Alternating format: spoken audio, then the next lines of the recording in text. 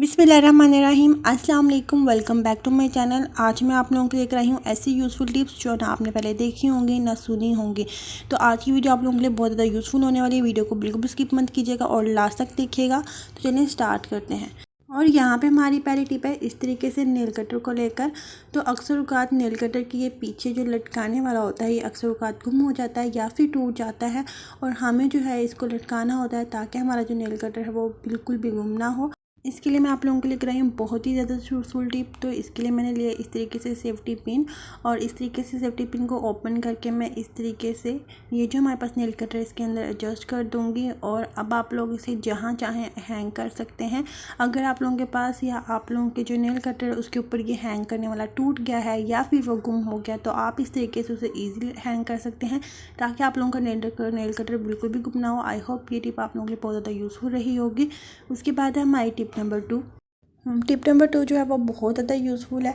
तो इस तरीके से जिन लोगों के घर में बच्चे हैं तो अगर उनके हाथ में कोई मार्कर आ जाए या फिर कलर्स आ जाएँ तो वो जहाँ उनका दिल करता है वहाँ पे मार्कर से जो है वो निशानात बना देते हैं। और ख़ास तौर पर इस तरह के जो हमारे पास लकड़ी के दरवाजे होते हैं या फिर लकड़ी के जो बेस वगैरह होते हैं या खिड़कियाँ होती हैं वहाँ पर भी इस तरीके से मार्कर से निशान लगा देते हैं जो कि बिल्कुल बुरे लगते हैं और इनको मिटाना बहुत ज़्यादा मुश्किल होता है। अगर आप जितना मर्ज़ी रख रहे वो निशानात जल्दी नहीं मिटते हैं। तो इसके लिए मैं आप लोगों के लिए कराई हूँ बहुत ही ज़्यादा यूज़फुल टिप। तो जब भी आप लोगों के घर में बच्चे इस तरीके से मार्कर से निशान बनाएं और वो बिल्कुल भी साफ़ ना हो तो आप लोगों ने क्या करना है कि जो भी घर में आप लोगों के बॉडी स्प्रे है या फिर जो आप लोगों के घर में परफ्यूम है तो आप लोगों ने थोड़ी सी परफ्यूम या थोड़ा सा बॉडी स्प्रे इस तरीके से उसके ऊपर स्प्रे कर देना है।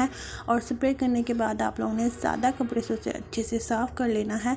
तो इससे आप लोगों की वो जगह जहाँ पे उन्होंने मार्किंग के निशानात बनाए हैं या फिर लकड़ी के जो दरवाजे हैं या फिर जो लकड़ी की खिड़कियाँ हैं या फिर जो टेबल हैं तो वहाँ से वो निशानात बिल्कुल अच्छे से ख़त्म हो जाएंगे, रिमूव हो जाएंगे।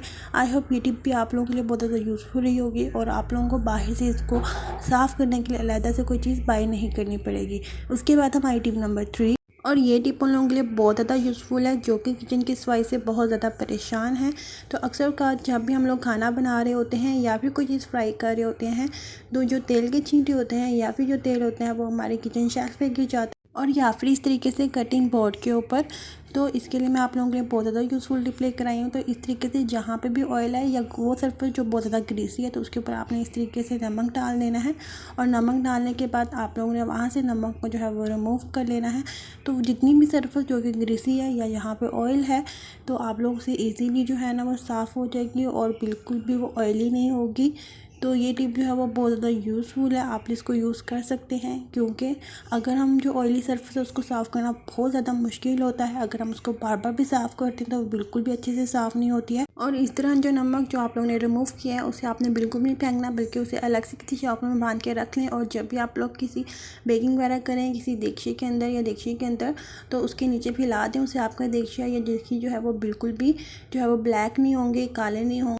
और उसके बाद है हमारी टिप नंबर 4। तो इस तरीके से मैंने 2 ग्लास लिए और इन दोनों ग्लास के अंदर जो है ना मैंने दूध डाला है और अब जो एक ग्लास है उसके अंदर मैं आधा कप पानी डाल दूँगी इस तरीके से। ये टिप जो मैं आप लोगों के साथ शेयर करने वाली हूँ इससे आप लोगों के बहुत ज़्यादा पैसों की बचत होने वाली है। तो इस तरीके से मैं इन दोनों ग्लासों को साइड पे रख दूँगी। अब यहाँ पे मैं एक ले लूँगी प्लेट और यहाँ पे हम ले लेंगे ग्रेडर।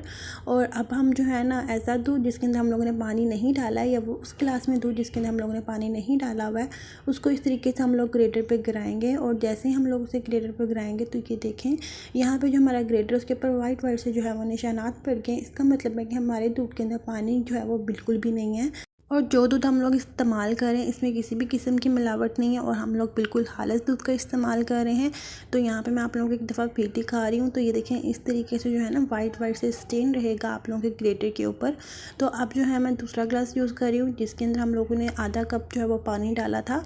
और ये देखें इसके ऊपर इस किसी भी तरह का कोई भी निशान नहीं है। ये सेम टू सेम आप लोगों को ऐसे ही लगेगा जैसे आप लोगों ने ग्रेटर के ऊपर पानी डाला है और इसके ऊपर कोई भी वाइट स्टेन नहीं होगा। तो इससे आप लोगों को पता चल जाएगा कि आपके दूध के अंदर कितनी परसेंटेज है पानी की जो कि दूध वाले ने मिलाई हुई है। और दूसरा मेथड ये है कि इस तरीके से आपने अपने हाथ की हथेलियों पे थोड़ा सा दूध डालना है और अपने हाथों को, दोनों हाथों को अच्छे से जो है वो मलना है। अगर आप लोगों के हाथों में से जो है वो स्मेल आ रही है तो इसका मतलब है कि इस दूध के अंदर जो है वो डिटर्जेंट शामिल है। अगर आप लोगों के हाथ में से किसी किस्म की कोई भी स्मेल नहीं आ रही तो इसका मतलब है कि आप लोगों का दूध खालिस है और इसमें किसी किस्म के केमिकल्स और डिटर्जेंट का इस्तेमाल